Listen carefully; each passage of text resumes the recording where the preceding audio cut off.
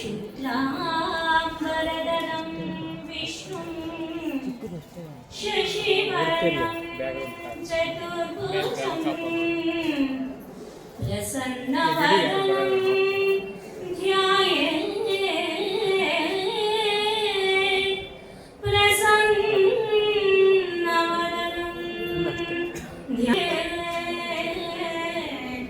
सर्वविघ्नोपशान्तये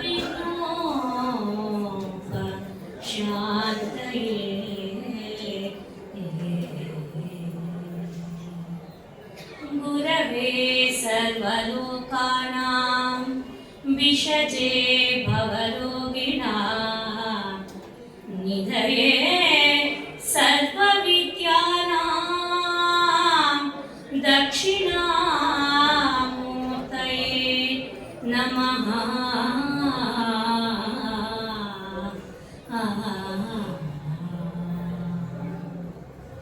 श्रीवनितयरसने विमलराजेव पीतनपितने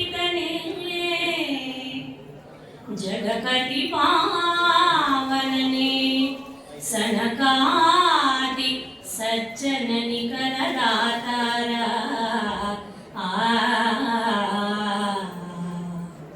रावणासुरमथन श्रवणसुधाविनूतन कथन कारण काವುದು ಆನಂದ ಜನವ ಕಾವುದು ಗರುಗಿನ ವೀರ ನಾರಾಯಣ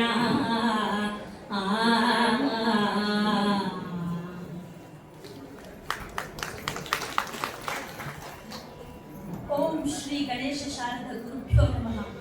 ವಕ್ರತುಂಡ ಮಹಾಕಾಯ ಕೋಟಿ ಸೂರ್ಯ ಸಮಪ್ರಭ ನಿರ್ವಿಘ್ನಂ ಕುರು ಮೇ ದೇವ ಸರ್ವಕಾರ್ಯೇಷು ಸರ್ವದಾ. ಸರಸ್ವತೀ ನಮಸ್ತುಭ್ಯಂ ವರದೆ ಕಾಮರೂಪಿಣಿ ಕಾವ್ಯಾರಂಭಂ ಕರಿಷ್ಯಾಮಿ ಸಿದ್ಧಿರ್ಭವತಿ ಮೇ ಸದಾ.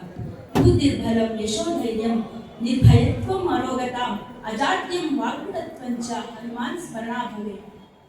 ಹರಿ ಓಂ.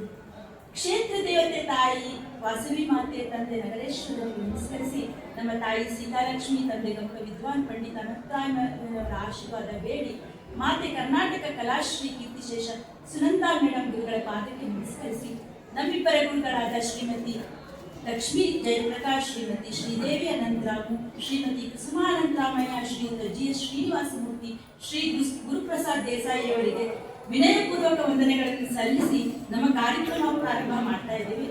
ನಮ್ಮೂಕದ ನೀವೆಲ್ಲರೇ ನಮಗೆ ಸ್ಫೂರ್ತಿ. ನಿಮಗೆಲ್ಲ ನಮ್ಮಿಬ್ಬರ ನಮಸ್ಕಾರಗಳು. 8 ದಿನದಿಂದ ಗಮಕ ಹಬ್ಬ ನಡೀತಾ ಇದೆ.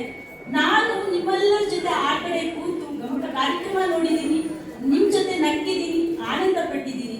ಕುರುಕ್ಷೇತ್ರದಲ್ಲೇ ಎಲ್ಲೋ ಓಡಾಡ್ತಾ ಇದ್ದೀವಿ ಅನ್ನೋ ಭಾವನೆ ಬಂದಿತ್ತು. ಅಬ್ಬಬ್ಬಾ ಎಷ್ಟು ಚೆನ್ನಾಗಿತ್ತು. ನಿನ್ನೆ ನನಗೆ ಒಂದು ಕನಸು ಬಿತ್ತು. ಅದರಲ್ಲಿ ನಾನು ರಕ್ಷಾ ಕವಚ ಹಾಕೊಂಡಿದ್ದೆ. ನನ್ನ ಹತ್ರ ಬಿಲ್ಲು ಬಾಣ ಇತ್ತು, ಗುರಾಣಿ ಇತ್ತು, ರಥ ಇತ್ತು, ತಲೆ ಮೇಲೆ ಒಂದು ದೊಡ್ಡ ಕಿರೀಟ ಇತ್ತು. ತುಂಬಾ ಭಾರ, ಭಯ ಪಟ್ಟು ಕಣ್ಬಿಟ್ಬಿಟ್ಟೆ. ನಾಳೆ ನನ್ನ ಕಾರ್ಯಕ್ರಮ ಅಲ್ವಾ, ಭಯನೂ ಆಗಿತ್ತು ಅನ್ಕೊಳ್ಳಿ. ಆದರೆ ಕಿರೀಟನೂ ಇಲ್ಲ, ರಥನೂ ಇಲ್ಲ. ಆದರೆ ಕನ್ನಡದ ಕವಿಗಳು ಪಂಪ, ರನ್ನ, ಜನ್ನ, ರಾಘವಾಂಕ, ನಮ್ಮ ಕುಮಾರವ್ಯಾಸ, ಹಳೆಗನ್ನಡದ ಕವಿಗಳು, ಹೊಸಗನ್ನಡದ ಕವಿಗಳು ಕಾವ್ಯ ಅನ್ನೋ ಕಿರೀಟನ ನಮ್ಮ ತಲೆ ಮೇಲೆ ಇಟ್ಟುಬಿಟ್ಟಿದ್ದಾರೆ. ಅದು ನಮ್ಮ ಹೆಮ್ಮೆಯ ವಿಷಯ. ಅದು ನಮಗೆ ಮೆರುಗು ಕೊಟ್ಟಿದೆ. ನಾನು ಕನ್ನಡಿಗ, ನಾನು ಭಾರತೀಯ ಅಂತ ನಾನು ಜೋರಾಗಿ ಹೇಳ್ಬೋದು. ನನಗಿವಾಗ ಭಯ ಇಲ್ಲ. ನೀವೆಲ್ಲರೂ ನನ್ನ ಜೊತೆ ಇರ್ಬೇಕಂತ ನನಗೆ ಯಾಕೆ ಭಯ? ಇನ್ನು ಇವತ್ತಿನ ಕಾರ್ಯಕ್ರಮಕ್ಕೆ ಬರೋಣ. ಭೀಷ್ಮ ಪರ್ವದ 10ನೇ ಸಂಧಿ ಭೀಷ್ಮ ಶತಶಯನ. ಇಷ್ಟು ದಿನ ನಾವು ವೀರಾವೇಶ, ದ್ವೇಷದ ಬೆಂಕಿ, ಹೊಟ್ಟೆ ಕಿಚ್ಚು, ದೈವತಾ ಭಕ್ತಿ ಎಲ್ಲವನ್ನೂ ಕುಮಾರವ್ಯಾಸ ನಮ್ಗೆ ಕೊಟ್ಟಿದ್ದೀನಿ, ಕೇಳಿದ್ದೀನಿ. ಆದರೆ ಇವತ್ತು ಅವನು ಕರುಣಾರಸನ ತುಂಬಿ ತುಂಬಿ ಕೊಟ್ಟಿದ್ದಾನೆ. ಅದನ್ನ ನಾನು ನಗ್ತಾ ಇದ್ದೀನಿ, ಅದರಿಂದ ಅಳುವಿದೆ. ಒಂದೊಂದು ಸರ್ತಿ ವರಗಳು ಶಾಪ ಆಗ್ಬಿಡುತ್ತೆ, ಶಾಪಗಳು ವರ ಆಗ್ಬಿಡುತ್ತೆ. ಹೇಗೆ ಅಂದ್ರೆ, ದಶರಥ ಮಹಾರಾಜ ಮಕ್ಕಳಿದ್ದಾಗ ಬೇಟೆಗೆ ಹೋಗಿದ್ದ. ಅವನು ಶ್ರವಣಕುಮಾರನನ್ನ ಕೊಂದುಬಿಟ್ಟ. ಆ ಕಥೆ ನಮ್ಗೆಲ್ಲ ಗೊತ್ತಿದೆ. ಆದ್ರೆ ಅವನ ತಂದೆ ಗುರುಡ ತಾಂಡವ ಮುನಿ ಅವನಿಗೆ ಶಾಪ ಕೊಟ್ಟ. ನೀನು ಸಾಯುವಾಗ ನಿನ್ನ ಮಕ್ಕಳು ನಿನ್ನ ಹತ್ರ ಇದ್ದಲೇ ಇರಲಿ ಅಂತ. ಏನಾಯ್ತು? ಮಕ್ಕಳ ಕರೆಯನ್ನು ಭರವಸೆ ಕೊಟ್ಟು ಆಸೆ ಮುಟ್ಟು ಆದರೆ ಇಲ್ಲಿ ಭೀಷ್ಮನಿಗೆ ಅವರಪ್ಪ ಅವರ ತಂದೆ ವರ ಕೊಡ್ತಾರೆ. ಏನಂತ? ಮಗು ಇಚ್ಛಾಮರಣಿಯಾಗು ಅಂತ. ಏನಾಯ್ತು? ಪಾಪ ರಣರಂಗದ ಮಧ್ಯದಲ್ಲಿ ಶರಶರೆಯಲ್ಲಿ ಮಲ್ಕೊಂಡು ತನ್ನ ತಾನೇ ಬೆಳೆಸಿದ ಕುರುವಂಶ ನಿರ್ನಾಶ ಆಗೋದನ್ನ, ಬಂಧು ವರ್ಗ ಎಲ್ಲ ಸಾಯೋದನ್ನ ನೋಡ್ಬೇಕಾಗ್ತದ್ದು. ಇದು ವರನ ಶಾಪನ. ಇವತ್ತು ನಾವು ಏನು ಶಿಖಂಡಿ ನಿನ್ನೆ ದಿನ ಬಂದ್ಬಿಟ್ಟಿದ್ದಾನೆ, ಯುದ್ಧದ ಮುಂಚೂಣಿಗೆ ಬಂದಿದ್ದಾನೆ. ಅವನು ಹೇಗೆ ಬಂದ ಅಂತ ನಮಗೆಲ್ಲ ಗೊತ್ತಿದೆ. ವೀರಾವೇಶದಿಂದ ಹೋರಾಡ್ತಾನೂ ಇದ್ದಾನೆ. ಅರ್ಜುನ ಅವನನ್ನು ನೋಡಿ ಭಲೆ ಭೇಷ್ ಅಂತ ಹುರಿದುಂಬಿಸ್ತಾ ಇದ್ದಾನೆ. ಕವಿ ಇಲ್ಲೊಂದು ಮಾತನ್ನ ಅರ್ಜುನನ ಬಾಯಲಾಡಿಸ್ತಾರೆ, ಒಂದು ಪದ, ಗಂಡು ಗಲಿಯದೆ ಅಂತ. ಅದು ಅಂದ್ರೆ ಹಿಂದೆ ಹೆಣ್ಣಾಗಿದ್ದೆ, ಈಗ ಗಂಡಾಗಿದ್ಯಾ ಅಂತ. ತ್ರಿಲಿಂಗಿಗಳಲ್ಲಿ ಹುಟ್ಟುತ್ತಾ ಹೆಣ್ಣಾಗಿದ್ರೆ ಬೆಳೀತಾ ಗಂಡಾಗ್ತಾರೆ, ಗಂಡಾಗಿ ಹುಟ್ಟಿದ್ರೆ ಹೆಣ್ಣಾಗ್ತಾರೆ. ಇದು ವರನ ಶಾಪನ. ಕೆಲವೊಂದು ಪ್ರಶ್ನೆಗಳಿಗೆ ಉತ್ತರನೇ ಇರೋದಿಲ್ಲ. ಆದ್ರೆ ಕವಿ ಆ ಗಂಡು ಗಲಿಯ ಹೇ ಅನ್ನೋದನ್ನ ಸೇತುವೆಯಾಗಿ ಉಪಯೋಗಿಸ್ಕೊಂಡಿದ್ದಾನೆ. ಜರ್ಮನ್ ಫಿಲಾಸಫರ್ ಹೇಳಿದಾಗೆ best word makes best bridge ಅಂತ. ಯುದ್ಧ ನಡೀತಾ ಇದೆ, ಈಗ ಬಿಲ್ಲನ್ನು ಹೆದೆಸಿದರೆ, ಹಗ್ಗವನ್ನು ಎಳೆದು ಧ್ವನಿ ಮಾಡಿದರೆ ಅದನ್ನ ಜೇವಡಿಗೈಯುವುದು ಅಂತಾರೆ. ಕವಿ ಹೇಳ್ತಾನೆ, ಒದರಿ ಜೇವಡಿಗೈದು, ಒದರಿ ಜೇವಡಿಗೈದು ಬಾಣವ ಕೆದರಿದನು, ಥಟ್ಟೈಸಿ ಚಾಪವನೊದೆದು ಹಾಯ್ದವು, ತೋದವಂಬುಗಳು ಅರಿಯ ನೆತ್ತಿಯಲಿ,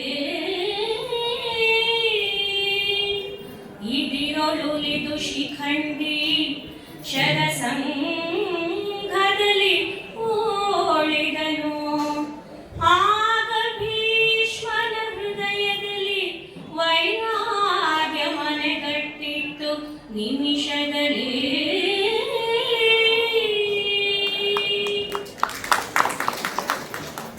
ಒಂದು ನಿಮಿಷ ಏನಾಗೋಯ್ತು? ಇವತ್ತು ಭೀಷ್ಮನನ್ನು ಯುದ್ಧದಿಂದ ಆಚೆ ಕಳಿಸಲೇಬೇಕು. ಪಾಂಡವರು ನಿರ್ಧಾರ ಮಾಡಿಬಿಟ್ಟಿದ್ದಾರೆ. ಬಾಣಗಳ ಸುರಿಮಳೆ ಮಾಡ್ತಾ ಇದ್ದಾರೆ. ಸಮುದ್ರದ ಅಲೆಯಂತೆ ಆ ಬಾಣಗಳು ಭೀಷ್ಮರ ದೇಹ ಹೋಗ್ತಾ ಇದೆ, ಅವರ ರಕ್ತದಲ್ಲಿ ನಿಂತಾ ಇದೆ. ಆದ್ರೆ ಭೀಷ್ಮರ ಮುಂದೆ ನಿಂತಿರೋದು ಯಾರು? ಶಿಖಂಡಿ. ಏನ್ ಮಾಡ್ಬಿಟ್ಟೆ ದೇವ, ಯಾಕೆ ಹೀಗೆ ಮಾಡ್ಬಿಟ್ಟೆ? ಭೀಷ್ಮ ಹೇಳ್ತಾ ಇದ್ದಾರೆ. ಇಲ್ಲಿ ಭೀಷ್ಮ ಶಿಖಂಡಿಯನ್ನು ಒಬ್ಬ ಯೋಧನನ್ನಾಗಿ ನೋಡ್ಲಿಲ್ಲ, ಅದ್ರ ಬದಲು ತನ್ನಿಂದ ಅನ್ಯಾಯಕ್ಕೆ ಒಳಗಾಗಿದ್ದ ಅಂಬೆಯ ಆತ್ಮ, ಅವಳ ಕಣ್ಣೀರು ಕಾಣಿಸ್ತಾ ಇದೆ. ನಾನು ಯುದ್ಧ ಮಾಡೋದಿಲ್ಲ.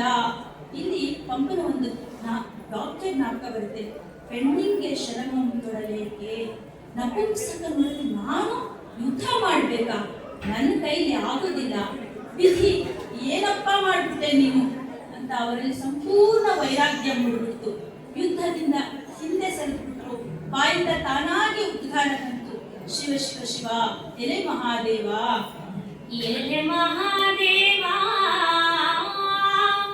ಈ ನಪುಂಸಕನಲ್ಲಿ ನಿರಂತರ ಯಮಗೆ ಸಮರವೇ, ಗೆಲುವಿನೊಳಿತೆ ಸುಡು ಶಿಖಂಡಿಯ ಕೂಡೆ ಬಿಳು ಬಿಳಿದು ಅಳುಕದೆಚ್ಚನಲ, ಅಳುಕದೆಚ್ಚನಲ,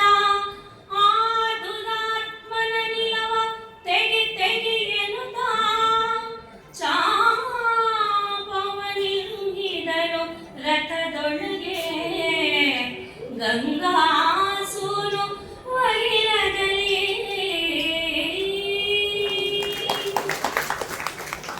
ಯಾವಾಗ ವಿರಕ್ತಿ ಬಂತು ಆಗ ಭೀಷ್ಮ ಯುದ್ಧ ನಿಲ್ಲಿಸ್ಬಿಟ್ರು. ಯುದ್ಧದಲ್ಲಿ ಕೆಲವು ನಿಯಮ ಇರುತ್ತೆ. ಯುದ್ಧ ಮಾಡ್ಬೇಕಾದ್ರೆ ಶಸ್ತ್ರ ಕೆಳಗೆ ಬಿಟ್ರೆ, ಎದುರಿಗೆ ಅಂಗಹೀನ ಹೆಂಗಸು ಬಂದ್ರೆ, ಯುದ್ಧಕ್ಕೆ ಬೆನ್ನು ತಿರುಗಿಸಿ ಓಡ್ ಹೋದ್ರೆ, ಹೀಗೆ ಕೆಲವು ಅದರಲ್ಲಿ ನಪುಂಸಕ ಎದುರಿಗೆ ಬಂದ್ರೂ ಕೂಡ ಯುದ್ಧ ಮಾಡಬಾರ್ದು. ಯಾಕೆ ಅಂದ್ರೆ ಗೆಲುವು ಬರದಾದ್ರೆ ಸರಿಸಮಾನರೊಂದಿಗೆ ಮಾತ್ರ ಬರಬೇಕು. ಈಗ ಎದುರಿಗೆ ಶಿಖಂಡಿ ಇದ್ರೆ ನಪುಂಸಕನಲ್ಲಿ ಯಮಗೆ ಸಮರವೇ, ಬೇಡ ನನ್ಗೆ ಯುದ್ಧ ಬೇಡ. ಲೋಕಕ್ಕೆ ಧರ್ಮ ಬೋಧಿಸಿದ ಶೂರ ತನ್ನ ತಪ್ಪಿನ ಪ್ರತಿರೂಪ ಎದುರಿಗೆ ಬಂದಾಗ ಅನುಭವಿಸಿದ ಆಂತರಿಕ ಸಂಘರ್ಷ, ಅಪರಾಧ ಪ್ರಜ್ಞೆ, ಈ ಶಸ್ತ್ರತ್ಯಾಗ. ನಾನು ಯುದ್ಧ ಮಾಡ್ತಿದ್ರೆ ನೋಡಿದ್ರು ದುರಾತ್ಮನಂತೆ ಅವನು ಬಾಣ ಪ್ರಯೋಗ ಮಾಡ್ತಾ ಇದ್ದಾನೆ ಅಂತ ಆ ಭೀಷ್ಮ ಜಿಗುಪ್ಸೆಯಿಂದ ಬೇಜಾರಿಂದ ಸುಡಬೇಕು ನನ್ನ ಜನ್ಮ ಅಂತ ಬಿಲ್ಲನ್ನ ರಥದಲ್ಲಿ ಜಾಸ್ತಿಯೇ ಬಿಟ್ರು. ಶಿವ ಶಿವ, ಎಲೆ ಮಹಾದೇವ, ಏನಪ್ಪ ನಿನ್ನ ತ್ರಿಶೂಲದ ತಿವಿತಕ್ಕಿಂತ ಜೋರಾಗಿ ಹೊಡಿತಾ ಇದೆ ಈ ಬಾಣಗಳು. ದ್ರೋಣ, ಕೃಪಾ, ಅಶ್ವತ್ಥಾಮರ ಕಡೆ ಹೇಳ್ತಾ ಇದ್ದಾರೆ, ಇಂದ್ರನ ವಜ್ರಾಯುಧದ ಏಟನ್ನ, ಯಮದಂಡದ ಏಟನ್ನು ನಾನು ಬೇಕಾದ್ರೆ ತಡ್ಕೊಳ್ತೀನಿ, ಆದ್ರೆ ಈ ನೋವು ನನ್ ಮೇಲೆ ತಡಿಕೊಳಕ್ ಆಗ್ತಾ ಇಲ್ಲ. ಪರಶುರಾಮರ ಕೊಡಲಿ ಏಟನ್ನು ಕೂಡ ತಡೆದಿದ್ದೀನಿ ಹೇಳ್ತಾ ಇದ್ದಾರೆ. ಪರಶುರಾಮನ ಕೊಡಲಿ ಕಡಿತವ ಧರಿಸಲಾಪೆನು, ವಿಲಯ ಭೈರವ ನಿರಿದಡೆ ಅಂಜೆನು, ಸಿಡಿಲು ಹೊಡೆದರೆ ರೋಮ ಕಂಪಿಸದು, ಹರನ ಪಾಶುಪತಾಸ್ತ್ರ ಬಾಣನ ಕೊರೆಗದೆಯು ಲೆಕ್ಕಿಸೆನು, ಹರನ ಪಾಶುಪತಾಸ್ತ್ರ ಬಾಣನ ಕೊರೆಗದೆಯು ಲೆಕ್ಕಿಸೆನು, ಪಾರ್ಥನ ಸರಳ ಚೂಣಿಗೆ ಸಿಲುಕಿದೆನು, ಪಾರ್ಥನ ಸರಳ ಚೂಣಿಗೆ ಸಿಲುಕಿದೆನು, ಪರಿಹರಿಸಿ ನೀವೆಂದ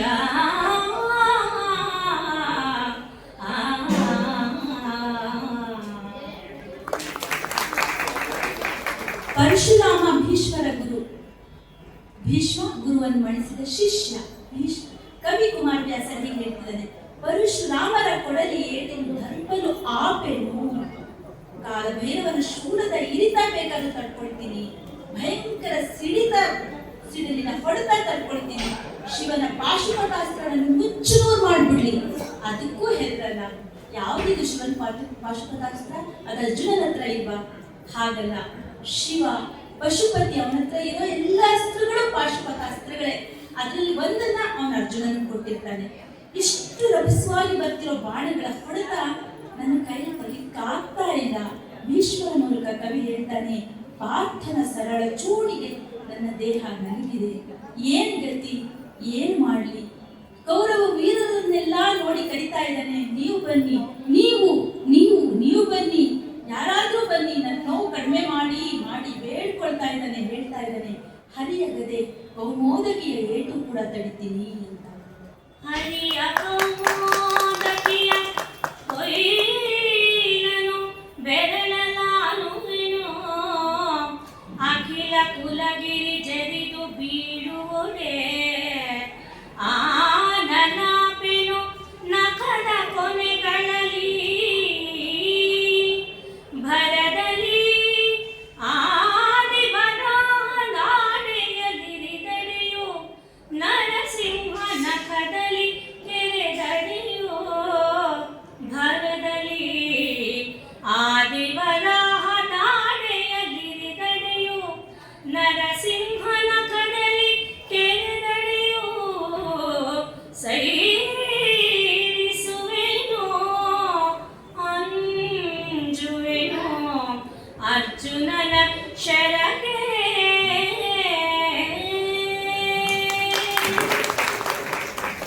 ವಿಷ್ಣುವಿನ ಗದೆಯ ಕೌಮೋದಕಿ, ಅದ್ರ ಏಟಿನ ಹೊಡೆತನ ನಾನು ಬೆರಳಲ್ಲಿ ಆಡಿಸ್ಬಿಡ್ತೀನಿ. ಸಪ್ತಗಿರಿ 7 ಬೆಟ್ಟಗಳು ಎಲ್ಲ ನನ್ನ ಮೇಲೆ ಬೀಳಿ ಉಗುರಿನ ತುದಿನಲ್ಲಿ ತಡೆದು ಬಿಡ್ತೀನಿ. ನಾನು ಅಷ್ಟು ಪರಾಕ್ರಮಿ, ಇದು ಅಹಂಕಾರ ಅಲ್ಲ. ಅವ್ರ ಹತ್ರ ಆ ಶಕ್ತಿ ಇತ್ತು. ವರಾಹ ತನ್ನ ಬಲಿಷ್ಠವಾದ ಕೋರೆ ಹಲ್ಲಿನಿಂದ ತಿವಿಲಿ, ನರಸಿಂಹ ವಜ್ರದಕ ಅವನ ಚೂಪಾದ ಉಗುರಿನಿಂದ ಬಗೆದು ಬಿಡ್ಲಿ, ಎಲ್ಲ ತಡ್ಕೋತೀನಿ. ಈ ನೋಡಿ, ಕವಿ ದಶಾವತಾರದ 4 ಮುಖಗಳನ್ನು ನಮಗೆ ಒಂದೇ ಪದ್ಯದಲ್ಲಿ ಎಷ್ಟು ಚೆನ್ನಾಗಿ ತೋರಿಸಿದ್ದಾನೆ ಅಂತ. ಭೀಷ್ಮ ಹೇಳ್ತಾ ಇದ್ದಾರೆ, ಪಾರ್ಥನ ಬಾಣದ ಏಟಿಗೆ ನನ್ನ ದೇಹ ನನ್ನ ಕೈ ಕೊಡಕ್ ಆಗ್ತಾ ಇಲ್ಲ, ಭಯ ಆಗ್ತಾ ಇದೆ. ಮೊದಲ ಬಾರಿಗೆ ನನಗೆ ಹೆದರಿಕೆ ಆಗ್ತಾ ಇದ್ದಾರೆ ಅಂತ ಹೇಳ್ತಾ ಇದ್ದಾರೆ. ಭೀಷ್ಮರೇ ಹೀಗೆ ಹೇಳ್ತಾ ಇದ್ರೆ, ಆ ಬಾಣ ಹೇಗಿವೆ ಅಂದ್ರೆ ಒಡಲ ನುಚ್ಚುತ ಬರ್ತಾ ಇದೆ. ಅದು ಒಡಲನು ಚತಗೊಂಡವು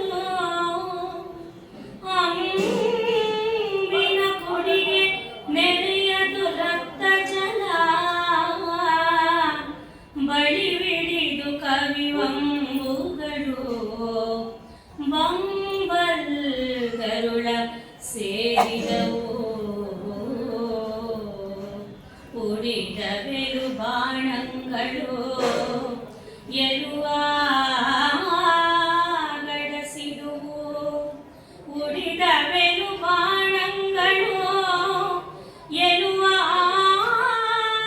ಗಡಸಿದುವು ತನಿರಕುತ ಮಾಂಸವನುಡುಗಿದ ಮುಷರವು ಇವು ಶಿಖಂಡಿಯ ಬಾಣವಲ್ಲೆಂದ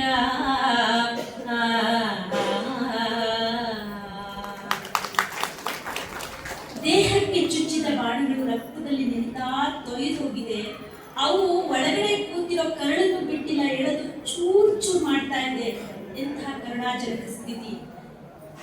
ಮೂಳೆಗಳು ಪುಡಿ ಪುಡಿ ಆಗಿದೆ, ರಕ್ತ ಸೋರಿ ಹೋಗಿ ಮಾಂಸಖಂಡಗಳು ಕುಕ್ ಹೋಗಿದೆ.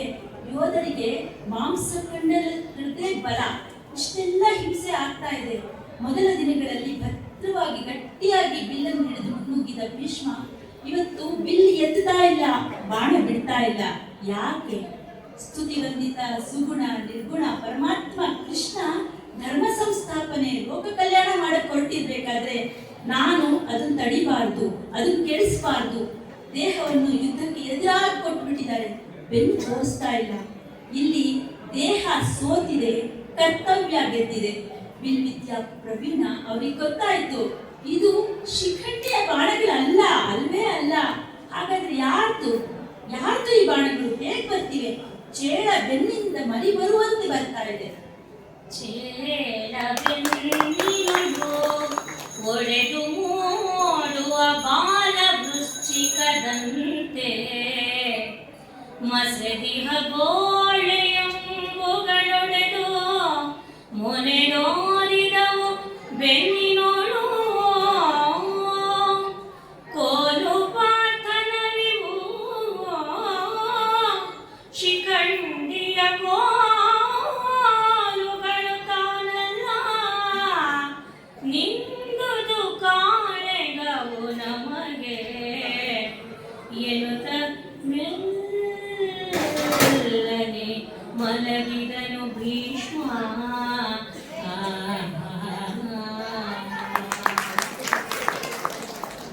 ತಾಯಿಯ ಬೆನ್ನನ್ನು ಒಡೆದು ಚೇಳಿನ ಮರಿಗಳ ಆಚೆ ಬರುತ್ತಂತೆ. ಸಸ್ತನಿ ಅಂದ್ರೆ ಮ್ಯಾಮಲ್ಸ್ ಅಲ್ಲಿ ಮರಿಗಳು ನೇರವಾಗಿ ಭೂಮಿಗೆ ಬರುತ್ತವೆ. ಆದ್ರೆ ತಾಯಿ ಚೇಳು ಮಾತ್ರ ಮರಿಗಳು ದೊಡ್ಡದಾದ ಮೇಲೆ ತನ್ನ ಬೆನ್ನನ್ನು ಸೀಳ್ಕೊಂಡು ಆಚೆ ಬಿಡುತ್ತವೆ. ಇದು ಸೃಷ್ಟಿಯ ಸಾಮಾನ್ಯ ಕ್ರಿಯೆ. ಆದ್ರೆ ಕುಮಾರವ್ಯಾಸ ಇದನ್ನೂ ಬಿಟ್ಟಿಲ್ಲ, ಅದನ್ನು ಕಾವ್ಯದಲ್ಲಿ ಸಹಜ ಅನ್ನೋ ರೀತಿಯಲ್ಲಿ ಸೇರಿಸ್ಬಿಟ್ಟಿದ್ದಾನೆ. ಎಂತಹ ಉಪಮೆ! ದೇಹದ ಮುಂಭಾಗದಿಂದ ಬಾಣ ಹೋಗಿದೆ, ಹಿಂಭಾಗ ಬೆನ್ನನ್ನು ಕೊರೆದು ಆಚೆ ಬಂದಿದೆ. ಎಷ್ಟು ಚೆನ್ನಾಗಿ ಹೇಳಿದ್ದಾನೆ. ಅದರಲ್ಲೇ ಅವನು ಇನ್ನೊಂದು ಹೇಳ್ತಾ ಇದ್ದಾನೆ, ಭೀಷ್ಮ ಬಾಣಗಳಿಗೆ ದೇಹವನ್ನು ಕೊಟ್ಟಿದ್ದಾನೆ, ಬೆನ್ನು ತೋರಿಸಿಲ್ಲ ಅಂತ. ಒಂದೇ ಬಾಣ ಎರಡು ಗುರಿ. ಕುರುಕ್ಷೇತ್ರ ಅಲ್ವಾ? ಪ್ರಳಯ ಕಾಲದ ರುದ್ರನಂತೆ ಕಾದಾಡಿದ್ದ ಭೀಮ ಮಲಗಿದನು, ಭೀಷ್ಮ ಮಲಗಿದನು ಭೀಷ್ಮ. ಎಲ್ಲೂ ಮೌನ. ಸಾರಥಿ ಅದು ನೋಡ್ದ, ಯುದ್ಧ ಬಿಟ್ಟು ಬಿಟ್ನ ನಮ್ಮ ಭಗೀರಥಿ ನಂದನ ಅಂತ ಅವರಿಗೆ ಕಣ್ಣೀರು ಸುರಿತಾ ಇದೆ. ಇನ್ನೆಲ್ಲಿ ಗೌರವರು ನಾಶವಾಗಿ ಹೋದ್ರು, ಗೌರವರ ಮಹಾಜ್ಯೋತಿ ನಂದು ಹೋಗ್ತಾ ಇದೆ ಅಂತ ಅವನ ಕಣ್ಣಲ್ಲಿ ನೀರು ಬರ್ತಾ ಇದೆ. ನಮಗೂ ಕೂಡ ಮಾತು ಬರ್ತಾ ಇಲ್ಲ. ಇಲ್ಲಿ ನಾನು ತೊದಲ್ತಾ ಇದ್ದೀನಿ ಅಂದ್ರೆ ಕುಮಾರವ್ಯಾಸನ ಹತ್ತಿರಬಹುದಾ ಗೊತ್ತಿಲ್ಲ. ಆ ಕಡೆ ಭೀಷ್ಮರ ದೇಹ ಬಾಣಗಳಿಂದ ಮುಚ್ಚಿ ಹೋಗಿದೆ. ಕವಿ ಹೇಳ್ತಾ ಇದ್ದಾನೆ, ಹೂಡಿ ಹೋಯಿತು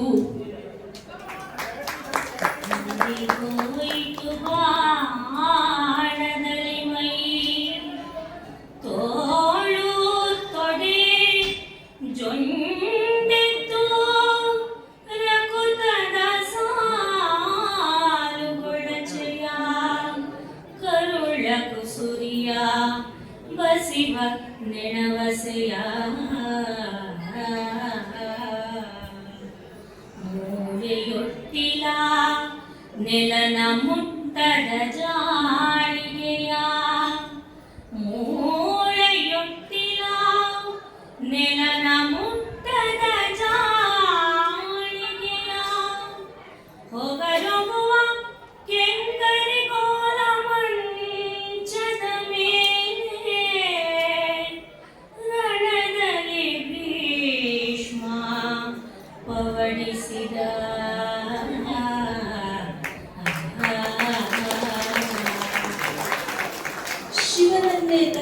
ಭಕ್ತಿಭಾವದಿಂದ ರಂಜಿಸಿದ ಶಿವರಂಜನಿ ರಾಗ ಮೊದಲ ಬಾರಿಗೆ ಎಲ್ಲರ ಕಣ್ಣಲ್ಲಿ ನೀರು ತರಿಸ್ತಾ ಇದೆ.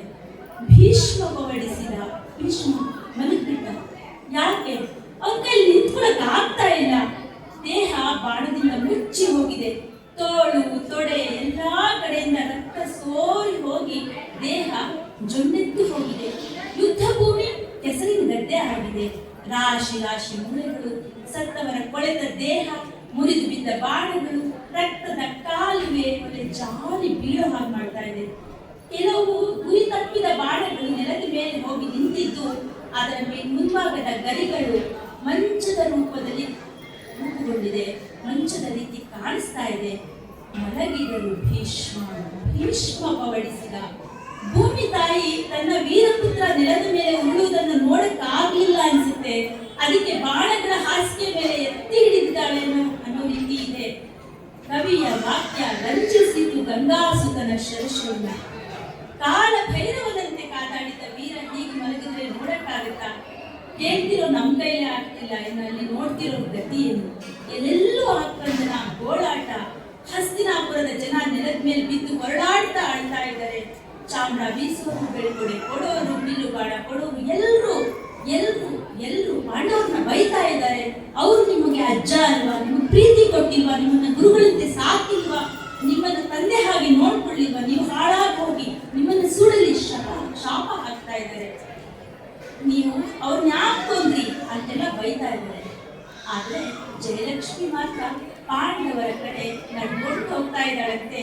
ಪಾಂಡವರ ಪಾಳೆಯದಲ್ಲಿ ಸೋಲಿನ ಭಯ ಹೋಗಿ ಜಯದ ಹರ್ಷ ನೋಡ್ತಾ ಇದೆ. ಆದ್ರೆ ಕೌರವರಿಗೆ ಸೋಲಿನ ಭಯ ಕಾಡ್ತಾ ಇದೆ. ವಿಷಯ ತಿಳಿದ ದುರ್ಯೋಧನ ಭಯದಿಂದ ನಡುಬಿಟ್ಟು ತತ್ತರಿಸಿ ಹೋಗಿದ್ದಾನೆ. ಚಿಂತೆಯಿಂದ ದುಃಖದಿಂದ ಭೀಷ್ಮರ ಬಳಿ ಓಡೋಡಿ ಬಂದ್ಬಿಟ್ಟು ಅವ್ರ ಕಾಲ ಮೇಲೆ ಬಿದ್ದು ಹೊರಡಾಡಿ ಅಳ್ತಾ ಇದ್ದಾನೆ.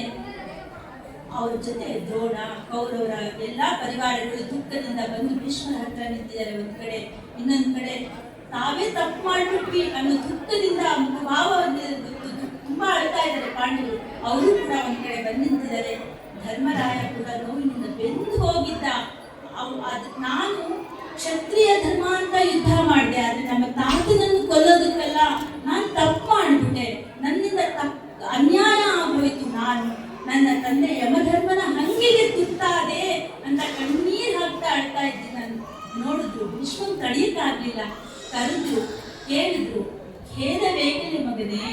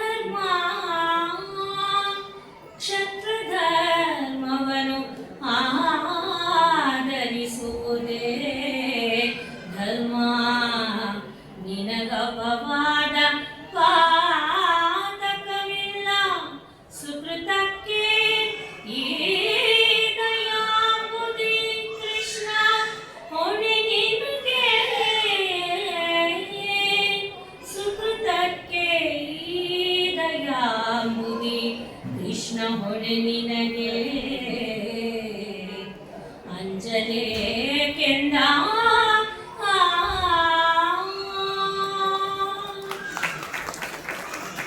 ದಯಾಮಯನಾದ ಕೃಷ್ಣ ನಿನ್ ಜೊತೆ ಇರ್ಬೇಕಾದ್ರೆ ಯಾಕಪ್ಪ ಹೆದರ್ತೀಯ? ಧೈರ್ಯವಾಗಿರು. ಭೀಷ್ಮ ಹೇಳಿದ್ರು, ಧರ್ಮಜ, ಈ ಭೂಮಿ ಮೇಲೆ ನಿನ್ನಷ್ಟು ಸಜ್ಜನ ಯಾರೂ ಇಲ್ಲ. ನಿನ್ನ ಹಾಗೆ ಸತ್ಯ ಹೇಳುವರು, ಪುಣ್ಯ ಕಾರ್ಯ ಮಾಡುವರು, ಸಚ್ಚರಿತರು ಯಾರೂ ಇಲ್ಲ. ನೋಡು, ಯುದ್ಧ ಮಾಡೋದೇ ಕ್ಷತ್ರಿಯ ಧರ್ಮ. ಕ್ಷತ್ರಿಯ ಧರ್ಮವನ್ನು ಆಧರಿಸುವುದು ಧರ್ಮ. ಅದೇ ನಿನ್ ಕರ್ತವ್ಯ. ದಂಡಿನಲ್ಲಿ ಸೋದು ಮಾವ ಏನೋ, ಬೈಯೋರ್ ಬೈಲಿ ಬಿಡು, ಶಾಪ ಹಾಕೋರ್ ಹಾಕಿ, ದೇವಲೋಕ ಏನು ಹಾಳಾಗಲ್ವಲ್ಲ. ನಿನ್ ಪುಣ್ಯ, ಕೃಷ್ಣ ನಿನ್ ಜೊತೆಲಿದ್ದಾನೆ. ದಯಾಮಯ ಅವನು, ಎಲ್ಲದಕ್ಕೂ ಆ ಕೃಷ್ಣನೇ ಹೊಣೆ ಅಂತ ಕೃಷ್ಣ ಭಕ್ತ ಕುಮಾರವ್ಯಾಸ ಎಷ್ಟಾದ್ರೂ ತಿಳಿಯ ಹೇಳುವೆ ಕೃಷ್ಣ ಕಥೆಯನ್ನು ಕೃಷ್ಣ ಮೆಚ್ಚಲಿಕೆ ಅಂತ ಹೇಳಿದವನಲ್ವಾ, ಇಲ್ಲೂ ಅದನ್ನೇ ಕೃಷ್ಣನ ಬಾಯಿಂದ ಹೇಳಿಸ್ತಾ ಇದ್ದಾನೆ. ಭೀಷ್ಮ ಧರ್ಮಜನಿಗೆ ರಾಜಬೋಧನೆ ಮಾಡಿದ್ಮೇಲೆ, ರಾಜಧರ್ಮ ಬೋಧನೆ ಮಾಡಿದ್ಮೇಲೆ ಅರ್ಜುನನನ್ನು ನೋಡಿದ್ರು, ಕರೆದ್ರು, ಮಗನೇ ಬಾರೋ ಕೇಳೋ. ಮಗನೇ ಕೇಳಿ ಪಾರ್ಥ, ಕೂರಂಬುಗಳ ಹಾಸಿಗೆ ಚೆಂದವಾಯಿತು, ಹೊಗನಗ ತಲೆಬಿಂಬ ರಚಿಸು ಎನೆ ಪಾರ್ಥ ಕೈಕೊಂಡು